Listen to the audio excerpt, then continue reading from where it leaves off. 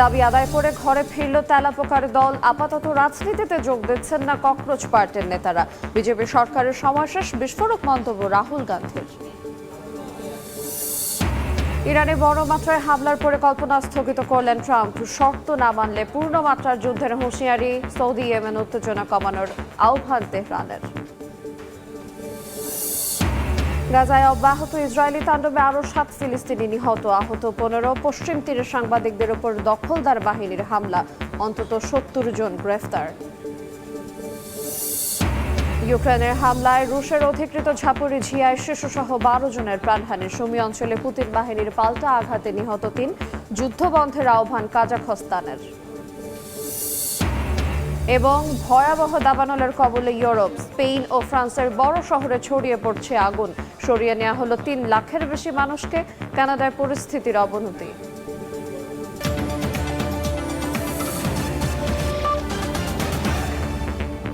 দেখছিলেন শিরোনাম। আন্তর্জাতিক সময়ের সঙ্গে আছি আইরিন আয়াত।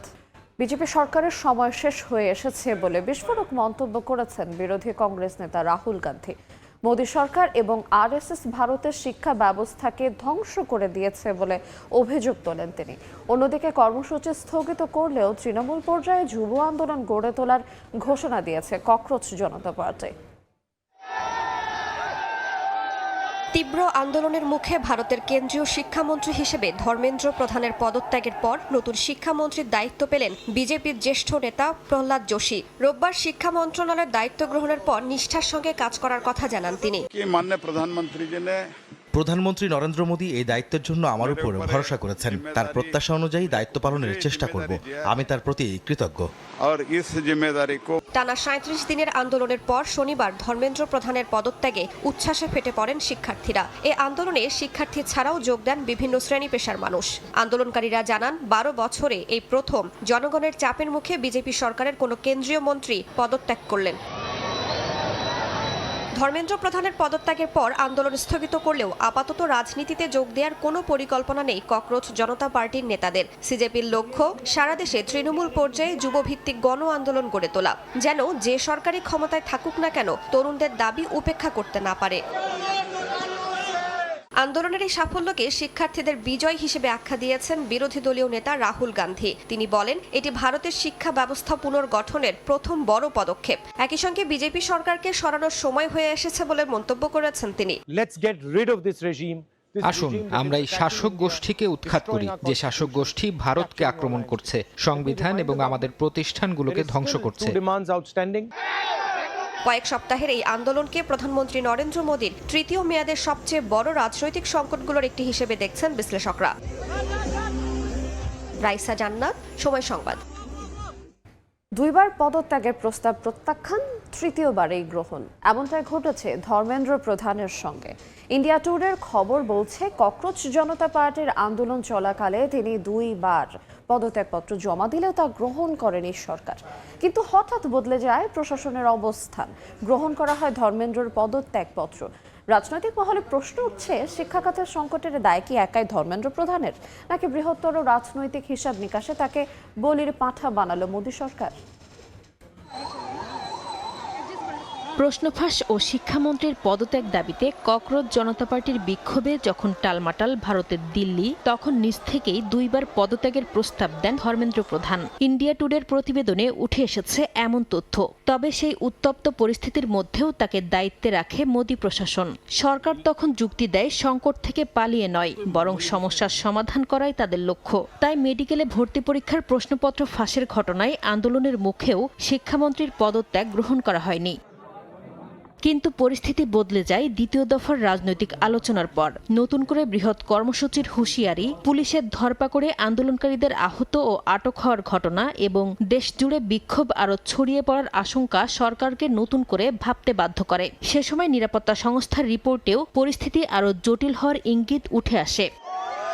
সরকারি সূত্র বলছে, সামাজিক যোগাযোগ মাধ্যমে আন্দোলন ঘিরে ব্যাপক প্রচারণা, বিদেশ থেকে পরিচালিত কিছু অ্যাকাউন্টের সক্রিয়তা এবং আইনশৃঙ্খলা পরিস্থিতির অবনতির আশঙ্কাও সরকারের সিদ্ধান্তে প্রভাব ফেলেছে। এমনকি মিথ্যা তথ্য ছড়ানোর অভিযোগে 4 শতাধিক অ্যাকাউন্ট ব্লক করার কথাও জানানো হয়। একই সময়ে রাজধানীতে বিক্ষোভ ঘিরে অপরাধমূলক কর্মকাণ্ডে জড়িত সন্দেহভাজনদের উপস্থিতির তথ্য সামনে আসে। এরপরই বদলে যায় সরকারের অবস্থান। আন্দোলনের উত্তাপ কমানো এবং পরিস্থিতি আরও জটিল হওয়ার আশঙ্কা এড়াতে শেষ পর্যন্ত ধর্মেন্দ্র প্রধানের পদত্যাগপত্র গ্রহণ করা হয়। এতে রাজনৈতিক মহলে প্রশ্ন উঠেছে, শিক্ষা খাতের সংকটের দায় কি একাই নিলেন ধর্মেন্দ্র প্রধান, নাকি বড় কোনো রাজনৈতিক লক্ষ্য অর্জনের জন্য শেষ পর্যন্ত তাকেই বলির পাঠা বানালো মোদী সরকার? নাসরিন রুমি, সময় সংবাদ। দক্ষিণ এশিয়ার বিভিন্ন দেশে গণ অভ্যুত্থানের ইতিহাস থাকলেও ভারতে এমন নজির নেই। আন্না হাজারের দুর্নীতি বিরোধী আন্দোলন কিংবা রাজপথে ককরোচদের বিক্ষোভও সরকার পতনের রূপ নেয়নি। শক্তিশালী সাংবিধানিক ভিত্তি, অনেকটা নিরপেক্ষ নির্বাচন আর ক্ষমতার বিকেন্দ্রীকরণই এর মূল কারণ বলে মনে করেন বিশ্লেষকরা। তাদের মতে সামাজিক ও আঞ্চলিক বৈচিত্র্য দেশটিতে গণ অভ্যুত্থান গড়ে উঠতে দেয় না। দক্ষিণ এশিয়ার ভূ রাজনীতিতে গণ অভ্যুত্থান ও আকস্মিক সরকার পতনের ঘটনা নতুন নয়। তবে প্রতিবেশী দেশগুলোতে একের পর এক রাজনৈতিক অস্থিরতা দেখা গেলেও ভারতে এ ধরনের পরিস্থিতি তৈরি হয় না। রাষ্ট্রবিজ্ঞানীদের মতে দেশটির মজবুত রাজনৈতিক ও প্রাতিষ্ঠানিক কাঠামোর কারণেই গণ অভ্যুত্থানের মাধ্যমে সরকার পতনের মতো ঘটনা ঘটে না। ভারতে গণ অভ্যুত্থান না হওয়ার অন্যতম প্রধান কারণ এর শক্তিশালী গণতান্ত্রিক ও নির্বাচনী ব্যবস্থা। স্বাধীনতার পর থেকে দেশটিতে নিয়মিত এবং অনেকটাই গ্রহণযোগ্য নির্বাচন অনুষ্ঠিত হয়ে আসছে। নাগরিকরা যখন ভোটের মাধ্যমে সরকার পরিবর্তন বা নিজেদের অসন্তোষ প্রকাশের সাংবিধানিক সুযোগ পান, তখন রাজপথে আন্দোলন করে অসাংবিধানিক উপায়ে সরকার ফেলার প্রবণতা অনেকটাই কমে যায় বলে মনে করেন বিশ্লেষকরা। ভারতে 1974 সালের জেপি আন্দোলন, 1990-এর মন্ডল কমিশন বিরোধী ক্ষোভ, 2011 সালের আন্না হাজারের দুর্নীতি বিরোধী আন্দোলন কিংবা সবশেষ চলতি বছরের প্রশ্ন ফাঁস ইস্যুতে দেশজুড়ে টানা আন্দোলন পুরো দেশকে কাঁপিয়ে দিয়েছিল। তবে রাজপথে কোটি মানুষের বিক্ষোভও সরকার পতনের রূপ নেয়নি। দেশটির বিশাল জনসংখ্যা, সামাজিক বিভাজন এবং সাংস্কৃতিক বৈচিত্র্য একক কোনো জাতীয় অভ্যুত্থান গড়ে তোলার পথে বড় প্রতিবন্ধক। ভাষা, ধর্ম, জাতি ও বর্ণভিত্তিক পার্থক্যের কারণে পুরো দেশের মানুষকে একটি মাত্র ইস্যুতে বা এক ছাতার নিচে এনে বিশাল আন্দোলন গড়ে তোলা অত্যন্ত কঠিন। এক অঞ্চলের দাবির সাথে অন্য অঞ্চলের বাস্তবতার মিল থাকে না। এছাড়া বিচার বিভাগ, নির্বাচন কমিশন এবং বিশেষ করে সামরিক বাহিনীর রাজনৈতিক নিরপেক্ষতা দেশটির স্থিতিশীলতা বজায় রেখেছে। সশস্ত্র বাহিনী কখনো রাজনৈতিক ক্ষমতার লড়াইয়ে জড়ায়নি, ফলে গণ অভ্যুত্থানের মতো ঘটনার সাক্ষীও হয়নি ভারত। ফারহাদ চৌধুরী, সময় সংবাদ। যুক্তরাষ্ট্রের সব শর্ত পূরণ না হলে ইরানের বিরুদ্ধে পূর্ণমাত্রার যুদ্ধ শুরুর হুঁশিয়ারি দিয়েছেন মার্কিন প্রেসিডেন্ট ডোনাল্ড ট্রাম্প। যদিও মার্কিন গণমাধ্যম এক্সিওসের প্রতিবেদন অনুযায়ী গেল শুক্রবার তেহরানের বিরুদ্ধে নতুন করে হামলা চালানোর পরিকল্পনা শেষ মুহূর্তে স্থগিত করেছেন ট্রাম্প। তবে সেনাদের প্রস্তুত থাকার নির্দেশ দিয়েছেন মার্কিন প্রেসিডেন্ট। এইদিকে সৌদি আরব ও ইয়েমেনের মধ্যে উত্তেজনা নিরসনের সংলাপের আহ্বান জানিয়েছে ইরান। দিন দিন আরও জটিল হচ্ছে ইরান যুক্তরাষ্ট্র যুদ্ধের সমীকরণ। একের পর এক যুদ্ধ বন্ধের চুক্তি হলেও থামছে না এই সংঘাত। ফরাসি সংবাদ মাধ্যম এলসিআইকে দেয়া সাক্ষাৎকারে মার্কিন প্রেসিডেন্ট ডোনাল্ড ট্রাম্প বলেন, যুক্তরাষ্ট্র যা চায় তার শতভাগ অর্জিত না হলে ইরানের বিরুদ্ধে আবারও পূর্ণমাত্রা যুদ্ধ শুরুর বিষয়টি তিনি গুরুত্বের সঙ্গে বিবেচনা করছেন। তবে মার্কিন গণমাধ্যম এক্সিওসের এক প্রতিবেদনে বলা হয়েছে, ওমানের মধ্যস্থতায় তেহরানের সঙ্গে আলোচনায় অগ্রগতির কারণে গেল শুক্রবার ইরানে নতুন হামলা চালানোর পরিকল্পনা শেষ মুহূর্তে স্থগিত করেন ট্রাম্প। যদিও প্রয়োজনে খুব অল্প সময়ের নোটিসেই আবারও হামলা শুরু করা সম্ভব বলে প্রস্তুত রয়েছে মার্কিন সামরিক বাহিনী। এদিকে গেল 15 দিনের পাল্টা হামলায় মার্কিন যুদ্ধবিমান, ড্রোন, প্যাট্রিয়ট ক্ষেপণাস্ত্র প্রতিরক্ষা ব্যবস্থা, রাডার ও বিভিন্ন সামরিক স্থাপনা ধ্বংসের দাবি করেছে ইরানের ইসলামী বিপ্লবী গার্ড বাহিনী আইআরজিসি। একই সময় নিউ ইয়র্ক পোস্টের এক প্রতিবেদনে বলা হয়েছে, ইরানের সুরক্ষিত পারমাণবিক স্থাপনা থেকে সমৃদ্ধ ইউরেনিয়াম জব্দে বিশেষ সামরিক অভিযান চালানোর বিকল্পও বিবেচনা করছে ওয়াশিংটন। এরই মধ্যে ব্রিটিশ সংবাদপত্র দ্য টেলিগ্রাফ দাবি করেছে, ব্রিটেনে অবস্থানরত অপারেটিভদের প্রয়োজনে সক্রিয় করে ব্রিটিশ স্বার্থে হামলা চালাতে পারে ইরান। অন্যদিকে ইরানের এক আইন প্রণেতার অভিযোগ, হরমুজ প্রণালী ও পারমাণবিক স্থাপনা নিয়ে উত্তেজনা তৈরি করে যুক্তরাষ্ট্র হয়তো ইরানি কর্মকর্তাদের বিরুদ্ধে নতুন হত্যাকাণ্ডের পরিকল্পনা করছে। যদিও তার মন্তব্য, শেষ পর্যন্ত আলোচনার মাধ্যমেই এই সংকটের সমাধান হবে। অন্যদিকে ইয়েমেনকে ঘিরেও কূটনৈতিক ও সামরিক তৎপরতা বেড়েছে। সৌদি আরব ও ইয়েমেনের মধ্যে উত্তেজনা নিরসনে সংলাপের আহ্বান জানিয়েছে ইরান। ওমানে সৌদি প্রতিনিধি দলের সঙ্গে বৈঠক করেছেন হাউথি মুখপাত্র মোহাম্মদ আব্দুস সালাম। মালিহা সুহরওয়ার্দী, সময় সংবাদ। আন্তর্জাতিক সময় আরও থাকছে। গণতান্ত্রিক কঙ্গোয় ভয়াবহ রূপ ইবোলার মৃতের সংখ্যা বেড়েছে 40%। বকেয়া বেতনের দাবিতে ধর্মঘটে স্বাস্থ্যকর্মীরা, পরিস্থিতি নিয়ন্ত্রণে হিমশিম খাচ্ছে সরকার। গাজা জুড়ে অব্যাহত আছে ইসরায়েলি তাণ্ডব। উপত্যকার বিভিন্ন অঞ্চলে আলাদা হামলায় অন্তত 7 জন ফিলিস্তিনি নিহত হয়েছেন, আহত হয়েছেন অন্তত 15 জন।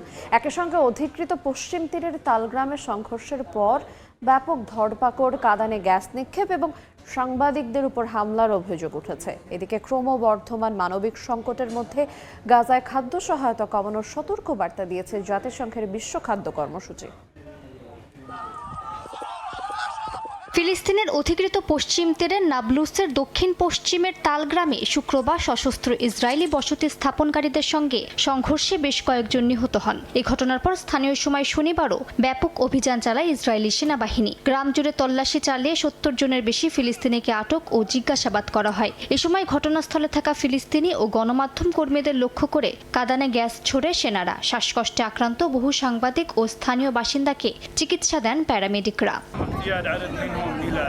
প্রথমে তারা জরুরি বিভাগের চিকিৎসা কর্মী ও রোগীদের আটক করে এবং অপমান করে তাদের হাত বেঁধে মাটিতে ফেলে রাখা হয়। এরপর তারা হাসপাতালের বিভিন্ন বিভাগে ঢুকে তল্লাশি চালায়, অস্ত্র তাক করে ও চিৎকার করে রোগী এবং তাদের স্বজনদের মধ্যে আতঙ্ক ছড়িয়ে দেয়। গুরুতর আহত একজন রোগীকেও তারা আটক করেছে।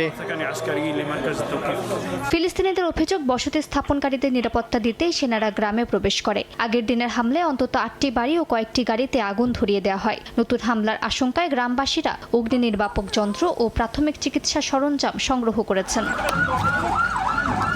এদিকে গাজায় শনিবারও অব্যাহত ছিল ইসরায়েলি হামলা। দের আল বালা, নুসেরাত, জাবালিয়া, শেখ রাদওয়ান ও খান ইউনিসে আলাদা হামলায় বেশ কয়েকজন হতাহত হয়েছেন। আল-আকসা শহীদ হাসপাতালের কাছে ড্রোন হামলায় কয়েকজন আহত হয়েছেন। শেখ রাদওয়ান এলাকায় হামলায় গাজার উত্তরাঞ্চলের পুলিশ প্রধান আবদেল নাসের আল মাকাদমা নিহত হয়েছেন বলে জানিয়েছে গাজার স্বাস্থ্য মন্ত্রণালয়। তবে ইসরায়েলের দাবি, হামাসের সামরিক শাখার একজন সদস্যকে লক্ষ্য করেই ওই হামলা চালানো হয়েছে।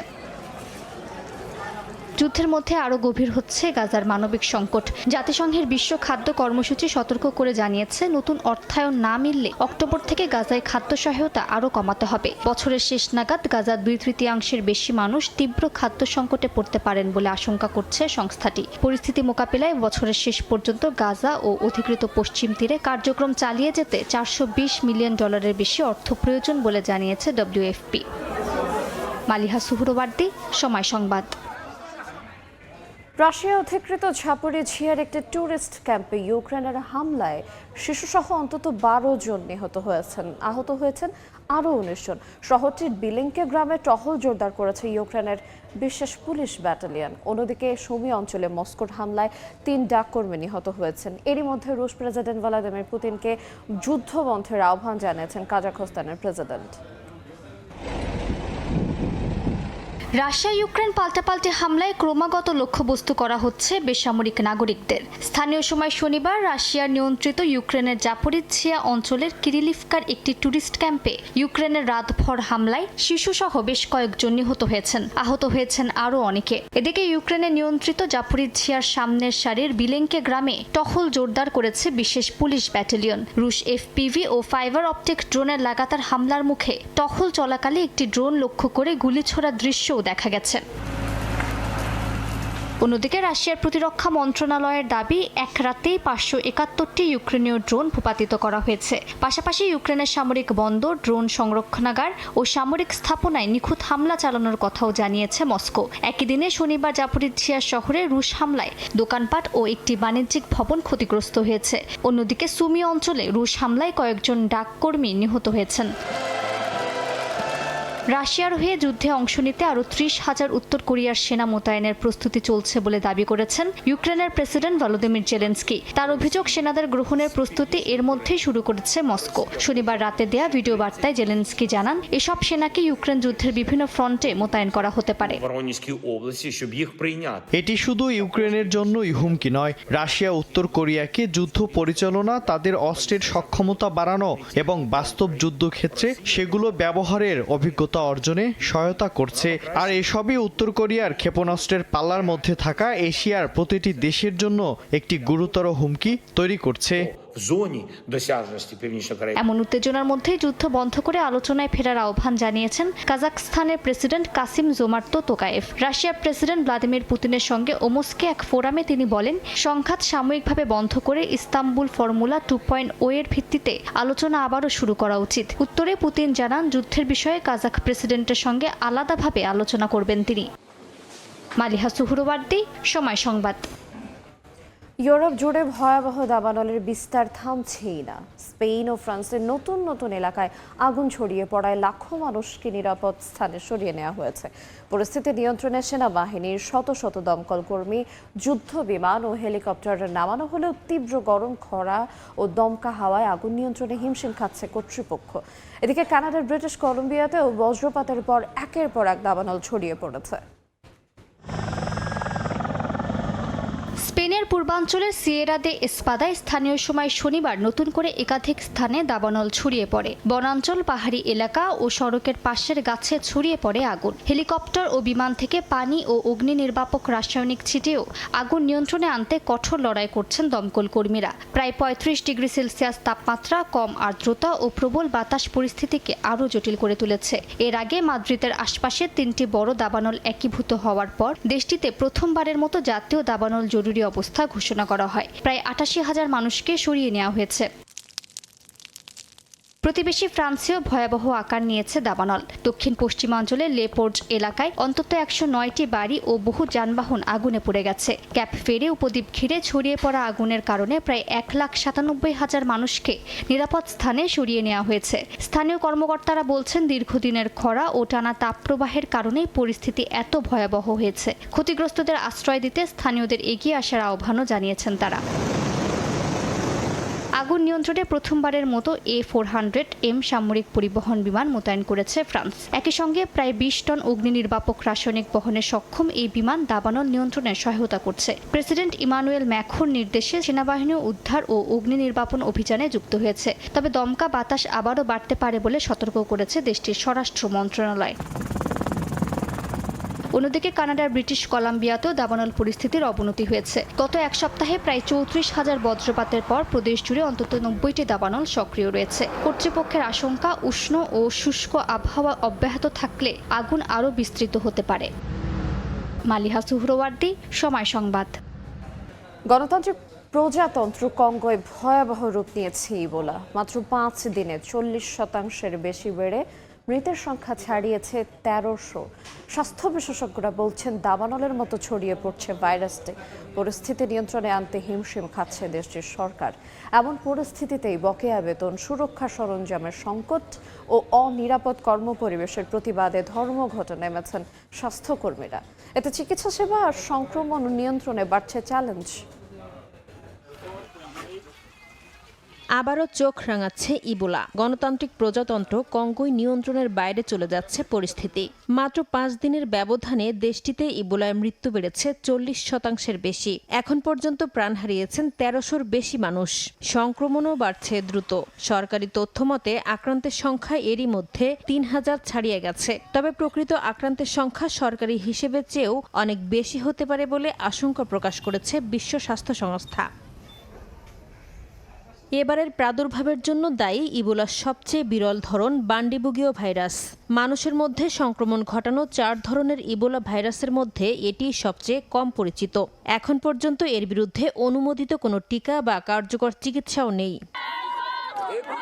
পরিস্থিতিকে ভয়াবহ করে তুলেছে কঙ্গোর পূর্বাঞ্চলের চলমান সংঘাত। সবচেয়ে বেশি সংক্রমিত এলাকাগুলোতে ব্যাহত হচ্ছে স্বাস্থ্যসেবা কার্যক্রম। অনেক দুর্গম এলাকায় এখনও পৌঁছাতে পারছেন না চিকিৎসক ও স্বাস্থ্যকর্মীরা। ইবোলার কেন্দ্রস্থল ইতুরি প্রদেশে ভেঙে পড়েছে স্বাস্থ্যসেবা। ভাইরাসে আক্রান্ত হয়ে প্রাণ হারিয়েছেন বহু স্বাস্থ্যকর্মীও। এর মধ্যেই বকেয়া বেতন, সুরক্ষা সরঞ্জামের সংকট এবং অনিরাপদ কর্মপরিবেশের প্রতিবাদে ধর্মঘটে নেমেছেন স্বাস্থ্যকর্মীরা। এতে ব্যাহত হচ্ছে চিকিৎসা সেবা, বাড়ছে সংক্রমণ নিয়ন্ত্রণের চ্যালেঞ্জ। সংক্রমণ ঠেকাতে দিনরাত কাজ করছেন বিজ্ঞানীরা। অক্সফোর্ড বিশ্ববিদ্যালয়ের গবেষকরা পরীক্ষামূলকভাবে একটি টিকার মানবদেহে প্রয়োগ শুরু করেছেন। এটিকে সাফল্যের প্রথম ধাপ হিসেবে দেখছেন তারা। নাসরিন রুমি, সময় সংবাদ। চীন ও হংকংয়ে আঘাত হেনেছে চলতি বছরের সবচেয়ে শক্তিশালী টাইফুন নৌল। এ ঘটনায় হংকংয়ে 9 জন আহত হয়েছেন। রবিবার স্থানীয় সময় ভোরে চীনের স্থলভাগে এটি আঘাত হানে। দেশটিতে উচ্চ সতর্কতা জারি করা হয়েছে। বাতিল করা হয় শত শত ফ্লাইট। নিরাপত্তার জন্য সরিয়ে নেওয়া হয়েছে 7,15,000-এরও বেশি মানুষকে। টানা বৃষ্টি ও বাতাসের প্রভাবে সাময়িক ট্রেন চলাচলও বাতিল করা হয়েছে। আবহাওয়া বিভাগ জানিয়েছে টাইফুনটি ক্রমাগত দুর্বল হলেও ভারী বৃষ্টিপাত ও বন্যার ঝুঁকি রয়েছে।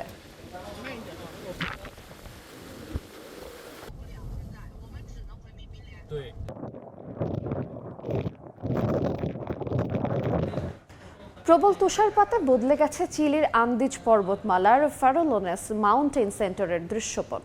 টানা কয়েক সপ্তাহের খরা কাটিয়ে প্রায় 2 মিটার বরফের চাদরে ঢেকে গেছে পুরো এলাকা। আর তাতেই দীর্ঘদিন পর প্রাণ ফিরে পেয়েছে চিলির শীতকালীন পর্যটন শিল্প। হাজারো পর্যটকের ভিড়ে মুখরিত এই পর্বতাঞ্চলে আনন্দ আর উচ্ছ্বাসের বন্যা বইলেও মুদ্রারও পিঠে রয়েছে প্রাকৃতিক দুর্যোগের নির্মম বাস্তবতা। ধূসর আর শুষ্ক পাহাড়ের ক্যানভাসে অবশেষে নেমে এলো সাদা বরফের স্বস্তি। চিলির মধ্য আন্দিস অঞ্চলে সাম্প্রতিক ভারী তুষারপাতে পুরোপুরি পাল্টে গেছে ফারেলোনেস মাউন্টেন সেন্টারের চিত্র। বরফের অভাবে যেখানে পর্যটন কেন্দ্রটির কার্যক্রম প্রায় থমকে গিয়েছিল, সেখানে টানা কয়েকদিনের তুষারপাতে জমেছে প্রায় 2 মিটার বরফ। আর তাতেই সবকটি রাইড ও শীতকালীন খেলাধুলা পুনরায় চালুর ঘোষণা দেয় কর্তৃপক্ষ। সাম্প্রতিক তুষারপাতে ফেরেলোনেস মাউন্টেন সেন্টারের প্রায় 2 মিটারের মতো বরফ জমেছে। এতে করে আমাদের সব রাইড আর আনন্দ আয়োজন আবার পুরোদমে চালু করা সম্ভব হয়েছে। এখন পর্যটকরা স্লেজিং, স্কি ও স্নোবোর্ডিং শেখা, ফ্যামিলি টিউবিং, জিপলাইনের মতো সব রোমাঞ্চকর অভিজ্ঞতায় দারুণভাবে উপভোগ করতে পারছেন। সুযোগ পেতেই বরফে ঢাকায় স্বর্গে ভিড় জমিয়েছেন হাজার হাজার দর্শনার্থী। ধারণ ক্ষমতার সর্বোচ্চ সীমায় পৌঁছে ফারেলোনেসে শনিবার একদিনেই পা রাখেন প্রায় 3,500 পর্যটক। প্রথমবারের মতো বরফ দেখার আনন্দে মেতে ওঠেন ব্রাজিলের নবদম্পতি গ্যাব্রিয়েল ও মাইরা। স্যান্টিয়াগোতে কয়েকদিন অপেক্ষার পর এমন অনাবিল আনন্দ আর সুবিশাল স্নোম্যান তৈরির অভিজ্ঞতা স্মৃতিতে ধরে রাখতে পেরে তারা ভাসছেন পরম উচ্ছ্বাসে। আমরা তো বেশ দুশ্চিন্তায় পড়ে গিয়েছিলাম। গত সপ্তাহে যখন নামি তখন আবহাওয়ার পূর্বাভাস বলছিল পার্কগুলো হয়তো খুলবেই না, তাই বাধ্য হয়ে সান্তিয়াগোর আশপাশেই ঘুরে কাটাতে হচ্ছিল। পরে যখন শুনলাম পার্কগুলো খুলছে তখন কি যে আনন্দ লেগেছে, বিশেষ করে যখন জানলাম কত শত বরফ পড়েছে। মাত্র কয়েক সপ্তাহ আগেও তো এখানে বিন্দুমাত্র বরফ ছিল না, তাই চিলিতে আসার পর আদৌ বরফ দেখতে পাবো কিনা তা নিয়ে খুবই অনিশ্চয়তায় ছিলাম। তবে পাহাড়ের এই শুভ্র সৌন্দর্যের আড়ালে লুকিয়ে আছে ট্র্যাজিক এক আখ্যান। যে ঝোড়ো হাওয়া আর বৃষ্টিপাত পাহাড়ে বরফ নিয়ে এসেছে, দেশের নিচু এলাকাগুলোতে তার ডেকে এনেছে চরম বিপর্যয়। বন্যা আর ভূমিধসে ভেসে গেছে একের পর এক জনপদ। প্রাণ হারিয়েছেন বেশ কয়েকজন, পানিবন্দী ও ঘরছাড়া হয়েছেন হাজারো মানুষ। বিচ্ছিন্ন হয়ে পড়েছে যোগাযোগ ব্যবস্থা। একদিকে ভয়াবহ প্রাকৃতিক দুর্যোগে দিশেহারা সাধারণ মানুষ, অন্যদিকে তুষারপাতের জোয়ারে আবার চাঙ্গা হয়ে ওঠা পর্যটন শিল্প। একই ঝড়ের 2 ভিন্ন রূপে রূপকথা আর বাস্তবতার দ্বন্দ্বে কাটছে চিলির বর্তমান শীত মৌসুম। ফারদিন মাঝার, সময় সংবাদ। আন্তর্জাতিক সময় আরও থাকছে। সিরিয়ায় 2 বাসের মুখোমুখি সংঘর্ষে নিরাপত্তা বাহিনীর সদস্য সহ 35 জন নিহত, আহত 30। জানা যায়নি দুর্ঘটনার কারণ। হতাহতের ঘটনায় কাতারের সমবেদনা। যুক্তরাষ্ট্রের নিউ ইয়র্কের কুইন্সে একটি বহুতল ভবনে ভয়াবহ আগুনের ঘটনা ঘটেছে। এতে অন্তত 21 জন আহত হয়েছেন। স্থানীয় সময় শনিবার সকালে কুইন্সের ফ্লাশিং এলাকায় একটি আবাসিক ভবনে এই দুর্ঘটনা ঘটে। আগুন দ্রুতই পাশের 2টি ভবনে ছড়িয়ে পড়ে। খবর পেয়ে দমকল কর্মীরা ঘটনাস্থলে পৌঁছে স্থানীয়দের উদ্ধার করেন এবং আগুন নিয়ন্ত্রণে আনেন। আহতদের মধ্যে 19 জনই দমকল কর্মী। তাদের স্থানীয় হাসপাতালে ভর্তি করা হয়েছে। তাৎক্ষণিকভাবে দুর্ঘটনার কারণ জানা যায়নি।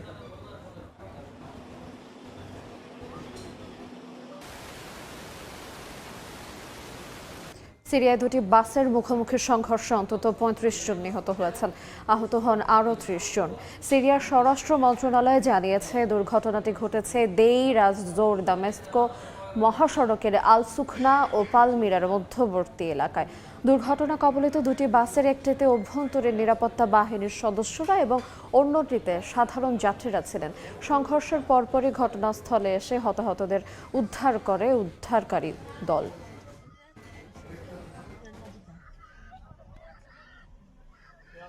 দেখছেন আন্তর্জাতিক সময়। যুক্তরাজ্যের স্বার্থের প্রয়োজনে ডোনাল্ড ট্রাম্পের সমালোচনা করতে প্রস্তুত বলে জানিয়েছেন দেশটির নতুন প্রধানমন্ত্রী অ্যান্ডি বার্নহাম। প্রধানমন্ত্রী হিসেবে নিজের প্রথম সাক্ষাৎকারে তিনি আরও জানান, যুক্তরাজ্যের জাতীয় স্বার্থকে সবার ঊর্ধ্বে রক্ষার প্রয়োজনে ট্রাম্পের অবস্থানের বিরুদ্ধে কথা বলতেও তিনি প্রস্তুত থাকবেন যদি পরিস্থিতি বা বিষয়টি তেমনটাই দাবি করে। দায়িত্ব নেওয়ার পর মার্কিন প্রেসিডেন্টের সঙ্গে তার প্রথম আলোচনা বেশ ভালোই হয়েছে জানিয়ে তিনি আরও বলেন, এটি নিশ্চিত করে বলতে পারেন না যে কোনো বিষয়ে ট্রাম্পের সঙ্গে মতবিরোধে যাবেন না। সোমবার পূর্ণাঙ্গ সাক্ষাৎকারটি প্রকাশ পাবে।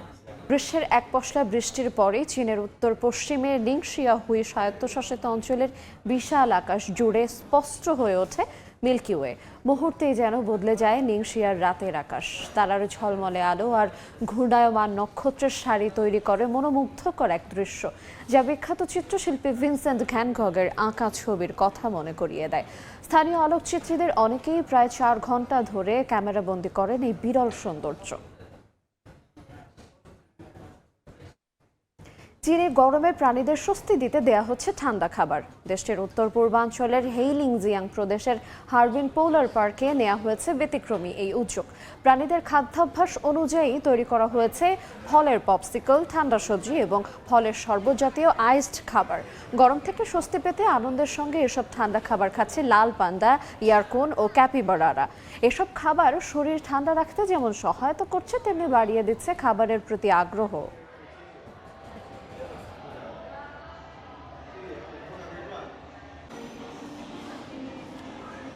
আন্তর্জাতিক সময়ের এই পর্যায়ে শীর্ষ সংবাদগুলো জানিয়ে দেবো আরেকবার। দাবি আদায় করে ঘরে ফিরল তেলাপোকার দল। আপাতত রাজনীতিতে যোগ দিচ্ছেন না ককরোচ পার্টির নেতারা। বিজেপি সরকারের সময় শেষ, বিস্ফোরক মন্তব্য রাহুল গান্ধীর। ইরানে বড় মাত্রায় হামলায় পরিকল্পনা স্থগিত করলেন ট্রাম্প। শর্ত না মানলে পূর্ণমাত্রার যুদ্ধের হুঁশিয়ারি। সৌদি ইয়েমেনে উত্তেজনা কমানোর আহ্বান তেহরানের।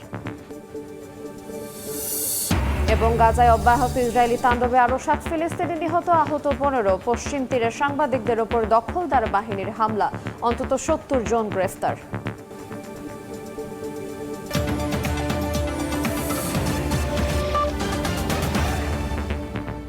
এই ছিল আন্তর্জাতিক সময়। এরপর বিকেল 5টার সময় সংবাদ নিয়ে সঙ্গে থাকবেন সহকর্মী ইমদাদুল হক। আইরিন, আপনাকে ধন্যবাদ। বিকেল 5টার সময় সংবাদ নিয়ে আসছি কিছুক্ষণ পর, সঙ্গে থাকুন সময়ের।